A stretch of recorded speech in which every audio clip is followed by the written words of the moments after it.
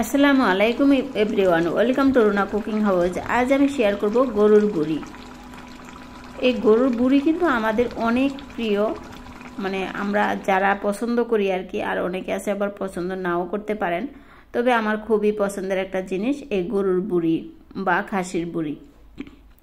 এখানে গরম মশলা দিয়ে দিলাম, আস্ত গরম মশলা, লং, দারচিনি, এলাচ, গোলমরিচ সব কিছু দিয়ে দিলাম। আর এখন দিয়ে দিচ্ছি মরিচ গুঁড়া, প্রায় 1.5 চা চামচ দিয়েছি।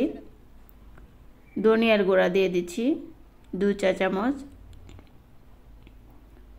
হলুদ গুঁড়া 1 চা চামচ, গরম মশলার গুঁড়া দিয়ে দিচ্ছি 2 চা চামচ, ধনিয়ার গুঁড়া দিয়ে দিলাম। মানে সব মিলিয়ে বুড়ি যতটুকু আছে ওই অনুপাতেই কিন্তু মশলাটা অ্যাড করতে হবে। এখানে প্রায় 3 থেকে 4 কেজির মতো হবে। আমি এখানে পেঁয়াজ, রসুন বাটা এবং আদা বাটা দিয়ে দিলাম, লবণ দিয়ে দিলাম। লবণটা স্বাদ মতো পরে টেস্ট করে দেওয়া যাবে। এখন আমি 1 চা চামচ দিয়েছি ভর্তি করে। সব দিয়ে একটু নেড়ে ছেড়ে ঢাকনা দিয়ে ঢেকে রান্না করব। চুলার আঁচটা থাকবে মিডিয়াম লো আছে।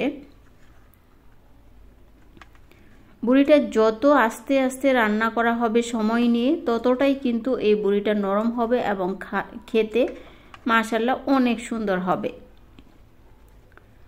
তো এইভাবে ঢাকনা দিব আর কিছুক্ষণ পর পর একটু নেড়ে চেড়ে দিব, নিচে যেন কোনোভাবে লেগে না যায় সেদিকে খেয়াল রাখবো।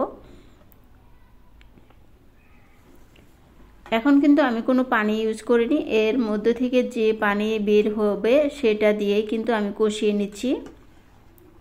তারপরে এখানে আমি গরম পানি অ্যাড করব। ফেসবুক পেজ থেকে দেখলে পেজটা ফলো দিয়ে সাথে থাকার অনুরোধ থাকবে। লাইক দিবেন এবং টুক করে একটা শেয়ার করে দিবেন। আপনার একটা শেয়ার আমার জন্য অনেক উপকার। আর ইউটিউব চ্যানেলে যদি আপনি নতুন ভিজিট করে থাকেন তাহলে চ্যানেলটা সাবস্ক্রাইব করে নিয়মিত আমার চ্যানেলটার সাথেই থাকবেন। পরিবার প্রিয়জনের সাথে ভিডিও শেয়ার করবেন। তো আমি এইভাবেই কিন্তু অনবরত একটু পরপর নেড়ে ছেড়ে এটাকে রান্না করে নিচ্ছি।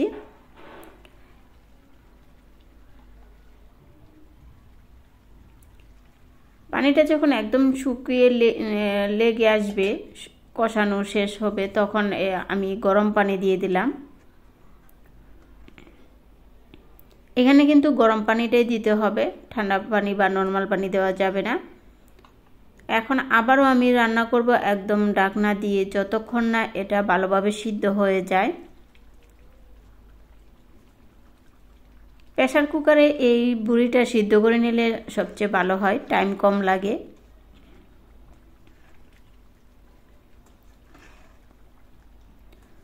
আমার YouTube channel Runa cooking house এবং ফেসবুক পেজও Runa cooking house, same logo.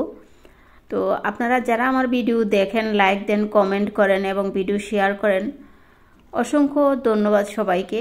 যারা কমেন্ট করেন সুন্দর সুন্দর, আমি কিন্তু প্রত্যেকটা কমেন্টের রিপ্লাই দিয়ে থাকি। কোনো কিছু জানার থাকলে বা কোনো কিছু বলার থাকলে অবশ্যই কমেন্টে লিখবেন। এখন আমি বুড়িটাকে বাগার দিব, দিয়ে দিচ্ছি এখানে পেঁয়াজ কুচি এবং রান্নার সয়াবিন তেল, আর দিয়ে দিলাম এখানে 1 চিমটির মতো, 1/2 চা চামচের মতো আস্ত জিরা, কয়েকটা শুকনো মরিচ। এখন নেড়ে ছেড়ে একদম পেঁয়াজটাকে বেরেস্তা করে নিব।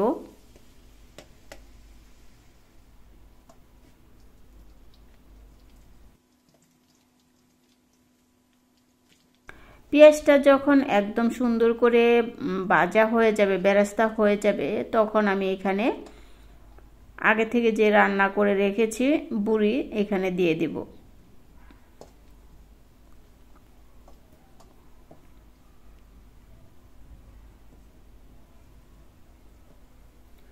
বুড়ি একসাথে রান্না করে যদি আপনারা বক্সে ভরে ভরে ডিপে রেখে দিতে পারবেন বা বারবার গরম করবেন আর বারবার খাবেন, তাহলে কিন্তু এই বুড়িটা অনেক খেতে ভালো লাগে। আমি তো একসাথে রান্না করে ফেলি। আর এই যে আমার ঘরে সবাই খুবই ভালোবাসে এই বুড়িটা খেতে, তো সেই জন্য দেখা যায় এটা আর রাখা হয় না।